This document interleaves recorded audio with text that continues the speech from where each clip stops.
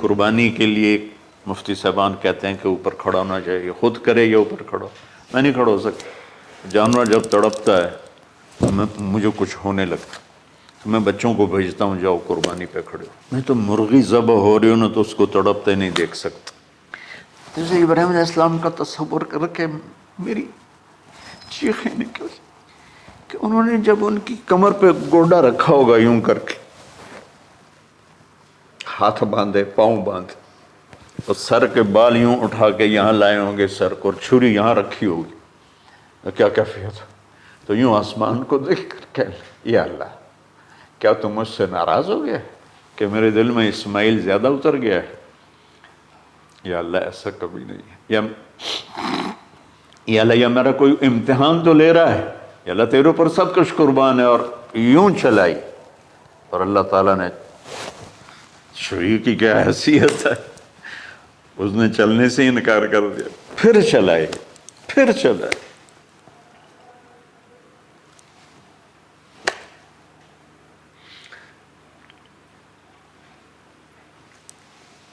بعضی کتابوں میں ہے تو صحیح، لیکن روایت کی کتنی حیثیت ہے وہ تو مجھے نہیں پتا، لیکن چونکہ یہ ایک تاریخی چیز ہے کہی جا سکتی ہے.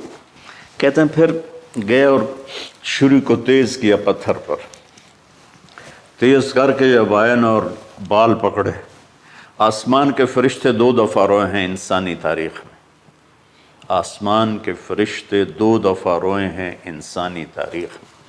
ایک جب ابراہیم علیہ السلام نے ان کی کمر پہ اپنا گھٹنا رکھا کہ سر کے بال پکڑ اور چھری پکڑ کے یہ کہا یا اللہ تم مجھ سے ناراض ہو، تو آسمان کے فرشتوں کی چیخیں نکل گئی. اور ایک جب اللہ کے نبی کو طائف میں پتھر پڑے کہ اللہ من یشکو الیک ضعف قوت، تو آسمان کے فرشتوں کی چیخیں نکل گئی. جب ہمارے نبی کو طائف والوں نے مارا اس پر، یہ 2 دفعہ آسمان کے سب فرشتے روئے. تو پھر اللہ نے کہا بس، نادیناہ ان یا ابراہیم قد صدقت الرؤیا انا کذلک نجزی المحسنین. ابراہیم تو پاس ہو گیا ہے. چھری چل گئی اور آنکھوں پر تو پٹی تھی، چھری چل گئی. پٹی کھولی تو سامنے کبش تھا، دمبا اور اسماعیل اور جبریل کھڑے ہوئے تھے. اس جانور کی قربانی ایک علامت ہے. اس قربانی سے ایک پیغام ہے کہ اپنے غلط جذبات کو اللہ پر قربان کر دو. ہم سے اللہ نہیں کہہ رہا بچے قربان کرو، ہم سے کہہ رہا غلط جذبات قربان کرو.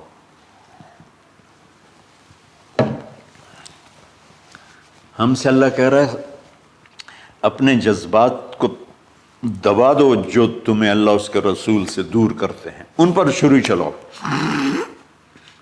جو اللہ اس کا محبوب کہتا ہے ان کو کرنے کے لیے بھی اپنے جذبات پہ چھری چلاؤ. سچ بولنے کے لیے چھری چلانی ہے تو چلاؤ اپنے جذبوں پر. اب اس کو پھیلا دو. ساری شریعت میں اللہ نے جو احل حلالا، جو اس نے کہا ہے یہ کرنا ہے، اس کے لیے اپنے جذبات قربان کر دو. وحرم حراما، اور جو کہتا ہے نہیں کرنا اس کو چھوڑنے کے لیے اپنے جذبات قربان کر دو. تو یہ ہے قربانی کی اصل حقیقت. جانور دمبے ذبح کرنا تو اس کی ایک علامت ہے، اس کی ایک علامت ہے کہ ہم، میرے نبی نے حج پر 63 اونٹ ذبح کی، اپنے ہاتھ سے ذبح کی. باقی 37 حضرت علی رضی اللہ تعالیٰ علیہ السلام نے ذبح کیے. تو بھائیو قربانی کی اصل یہ ہے کہ ہم اللہ اس کے رسول پر اپنے جذبوں کو قربان کر رہے ہیں، اپنے جذبوں کو. عید قربان کا فلسفہ ہے اللہ اس کے رسول کی اطاعت پہ قربان ہو جانا. عید قربان کا فلسفہ ہے اللہ اس کے رسول کی اطاعت میں اپنے جذبات پہ چھری چلا دینا. عید قربان کا فلسفہ ہے اللہ اس کے رسول کی اطاعت کے سامنے گردن کو جھکا دینا، اور اس کے لیے جس بھی کڑے امتحان سے گزرنا. ہم اللہ نہ کرے ہم امتحان نہیں مانگتے، یا اللہ نہیں مانگتے، یا اللہ نہیں مانگتے، عافیت مانگ، عافیت مانگ. تو میرے بھائی بہنوں، ہم اللہ کی بارگاہ میں جھکیں، ہم اللہ کی بارگاہ میں جھکیں، اس کے رسول کی بارگاہ میں جھکیں، تاکہ ہمارا یہ جہان بنے وہ جہان